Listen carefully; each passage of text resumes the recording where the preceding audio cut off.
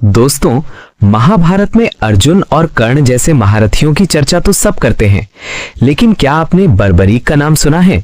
भीम के पोते और घटोत्कच के पुत्र बर्बरीक के पास ऐसी शक्ति थी कि वे मात्र 1 मिनट में पूरा युद्ध समाप्त कर सकते थे। भगवान शिव से उन्हें 3 ऐसे दिव्य बाण प्राप्त थे जो कभी चूकते नहीं थे।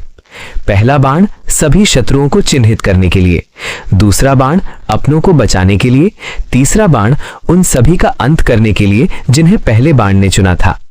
जब बर्बरीक युद्ध के लिए निकलने लगे तो उन्होंने अपनी माता को एक वचन दिया, मैं युद्ध में हमेशा उस पक्ष से लड़ूंगा जो हार रहा होगा। यही वो वचन था जिसने स्वर्ग से लेकर धरती तक सबको चिंता में डाल दिया।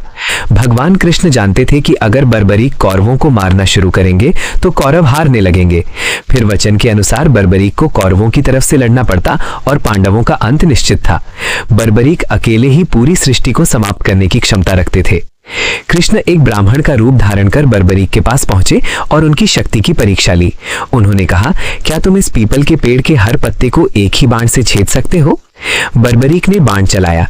कृष्ण ने चालाकी से एक पत्ता अपने पैर के नीचे दबा लिया, लेकिन बाण ने सभी पत्तों में छेद किया और अंत में कृष्ण के पैर के पास जाकर रुक गया। कृष्ण समझ गए कि इस योद्धा को रोकना अनिवार्य है।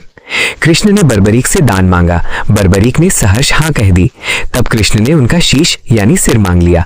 बर्बरीक समझ गए कि ये कोई साधारण ब्राह्मण नहीं है। कृष्ण ने उन्हें अपना विराट रूप दिखाया। बर्बरीक ने हंसते हंसते अपना सिर काटकर कृष्ण को सौंप दिया, लेकिन एक अंतिम इच्छा रखी, मैं अपनी आंखों से पूरा युद्ध देखना चाहता हूँ। कृष्ण ने उनके सिर को एक ऊंची पहाड़ी पर अमृत छिड़क कर रख दिया। युद्ध के बाद पांडवों में अहंकार आ गया कि जीत उनकी वजह से हुई है। तब बर्बरीक के सिर ने गवाही दी, मुझे युद्ध भूमि में न कोई योद्धा दिखा, न कोई अस्त्र, मुझे तो केवल भगवान कृष्ण का सुदर्शन चक्र घूमता हुआ दिखा जो अधर्मियों का संहार कर रहा था।